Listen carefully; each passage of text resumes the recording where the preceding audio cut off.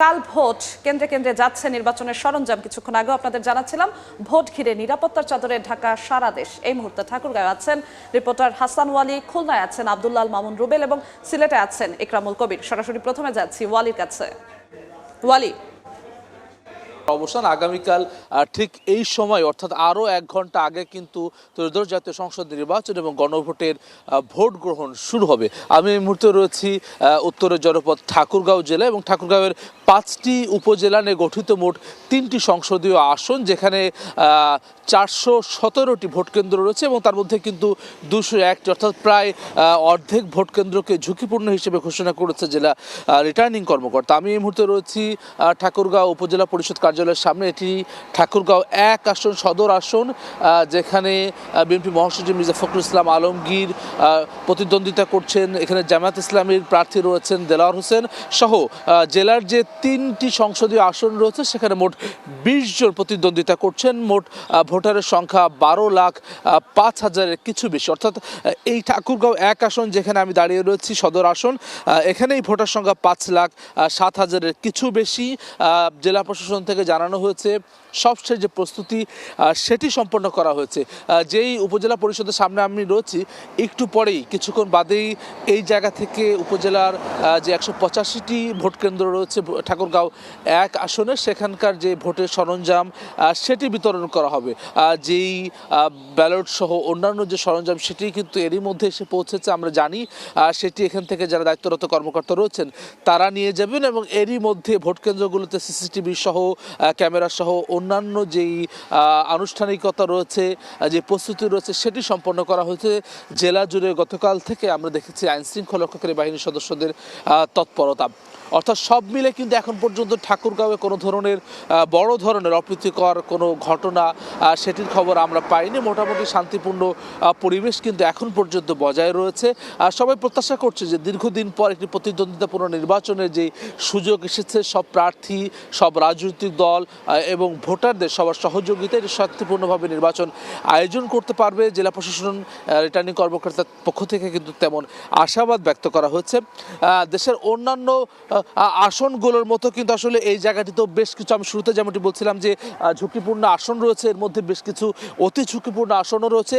আর সেই জায়গাগুলোতে মূলত নিরাপত্তা নিশ্চিত করা, সেটি মূলত এখন শেষ মুহূর্তে, যেহেতু 24 ঘন্টা সময় বাকি নেই, সেটি নিশ্চিত করার চেষ্টা করছে জেলা প্রশাসন এবং সেটি নিয়ে কিন্তু আজকে দিনভর তারা কাজ করবেন এবং পরবর্তীতে বাকি তথ্যও কিন্তু আসলে আমরা জানতে পারবো। সারা দেশে কিন্তু আসলে নির্বাচনী আবহাওয়া উত্তাপ সেটি রয়েছে। এই মুহূর্তে যেতে চাই খুলনায়, সেখানে রয়েছেন আমার সহকর্মী আব্দুল্লাল মামুন রুবেল, তিনি জানাবেন সেখানকার সবশেষ। দেশের অন্যান্য স্থানের মতো খুলনায় কিন্তু একেবারেই নির্বাচনী আবহ বিরাজ করছে। আগামীকাল যে ভোট গ্রহণ অনুষ্ঠিত হবে সেই ভোট গ্রহণের প্রস্তুতি নির্বাচন কমিশন এবং আইন শৃঙ্খলা বাহিনী কিন্তু এরই মধ্যে গ্রহণ করেছে বা সম্পন্ন করেছে।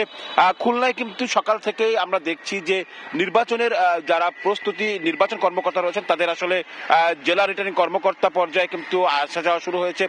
সকাল থেকে কিন্তু খুলনার সড়কগুলোতেও আমরা দেখছি যে এই নির্বাচনের সাথে যারা জড়িত তারা কিন্তু জেলা রিটার্নিং কর্মকর্তার কার্যালয়ে পৌঁছেছেন এবং তাদের আজকে সকাল 10টার পর থেকে কেন্দ্রে কেন্দ্রে কিন্তু নির্বাচনী সামগ্রী আসলে পৌঁছে যাওয়ার কথা। অন্যদিকে সকাল থেকে কিন্তু আমরা দেখছি যে একেবারে ভোর থেকেই টহল শুরু করেছে আইন শৃঙ্খলা রক্ষাকারী বাহিনী। সব মিলিয়ে খুলনায় কিন্তু যে নির্বাচনী আবহ সেটি কিন্তু একেবারে পুরোপুরি বিরাজ করছে। সাধারণ মানুষের মধ্যেও কিন্তু আমরা আগ্রহ দেখেছি, তারা কিন্তু আসলে এই বিভিন্ন এলাকায় খোঁজ খবর নিচ্ছেন। বিশেষ করে যারা ভোটার রয়েছেন তারা কিন্তু তাদের যে কেন্দ্র রয়েছে সেই কেন্দ্রগুলো খোঁজার চেষ্টা করছেন। একটু যদি তথ্যের কথা জানিয়ে থাকি, খুলনায় এবার খুলনার 6টি আসনে এবার নির্বাচনে প্রতিদ্বন্দ্বিতা করছেন দলীয় এবং স্বতন্ত্র প্রার্থী মিলে 38 জন। খুলনার 6টি আসনে ভোটার রয়েছেন 21 লাখেরও বেশি, যেখানে কিন্তু 10,44,000 পুরুষ ভোটারের পাশাপাশি 10,54,000 নারী ভোটার রয়েছেন। খুলনাতে মোট 840টি ভোট কেন্দ্র রয়েছে। এই 840টি ভোট কেন্দ্রের পাশাপাশি ভোট কেন্দ্রের মধ্যে কিন্তু আমরা দেখেছি যে 585টি ভোট কেন্দ্রকে আসলে 585 ভোট কেন্দ্রকে অতি গুরুত্বপূর্ণ বা ঝুঁকিপূর্ণ হিসেবে ঘোষণা করা হয়েছে এবং প্রতি উপজেলায় 2 প্লাটুন করে বিজিবি মোতায়েন থাকবে। পুরো খুলনার 6টি আসনে কিন্তু 1,100 জন সেনা সদস্য মোতায়েন থাকবেন। এর পাশাপাশি যে সমস্ত সাধারণ আসন সেখানে প্রতিটি কেন্দ্রে 2 জন করে পুলিশ এবং 13 জন করে আনসার সদস্য থাকবেন। সব মিলিয়ে খুলনায় নির্বাচনী একটি আবহ তৈরি হয়েছে। এই ছিল খুলনা থেকে আমার কাছে নির্বাচনের প্রস্তুতির সবশেষ খবর। আমরা একটু সিলেটে যেতে চাই, সেখানকার নির্বাচনের খবর জানাবেন সহকর্মী ইকরামুল হক। আর মাত্র একদিন পরই সেই ভোট উৎসব, এই ভোট উৎসবকে সবকিছু মিলে ভোট উৎসবে যাতে করে ভোটাররা নির্বিঘ্নে ভোট দিতে পারে তারই আয়োজন চলছে। এবং আজকে কিছু সময় পরে অর্থাৎ সকাল 10টায় আমি আছি এই মুহূর্তে সদর উপজেলা, সিলেট সদর উপজেলা সহ সিলেটের 13টি উপজেলা এবং অন্য আরেকটি জায়গা থেকে যে সিটি কর্পোরেশন এলাকার স্টেডিয়াম থেকে নির্বাচনী সরঞ্জাম পৌঁছে দেওয়া হবে। এবং সিলেটে 6টি আসনের যেই কেন্দ্রগুলো রয়েছে প্রত্যেকটি কেন্দ্রে 1016টি কেন্দ্র রয়েছে, 1016টি কেন্দ্রে কেন্দ্রে নির্বাচনী সামগ্রী পৌঁছে যাবে। সিলেটে রয়েছে 215টি কেন্দ্র এবং 215টি কেন্দ্রে এই নির্বাচনী সামগ্রী পৌঁছে যাওয়া হবে। মনে রাখা প্রয়োজন যে সিলেটে প্রায় এক আসনে প্রায় 7 লাখ ভোটার রয়েছে এবং সবকিছু মিলে সিলেটে ভোটার রয়েছে 31 লাখ। এই সিলেটের 31 লাখ সহ এবং পুরো সিলেট বিভাগে রয়েছে প্রায় 91 লাখের মতন ভোটার। সব ভোটারদের চাই ভোটাধিকার যাতে করে উৎসব মুখর পরিবেশে তারা ভোটাধিকার প্রয়োগ করতে পারে তারই আয়োজন করেছে রিটার্নিং কর্মকর্তা এবং সিলেট বিভাগের বিভিন্ন দায়িত্বপ্রাপ্ত কর্মকর্তারা।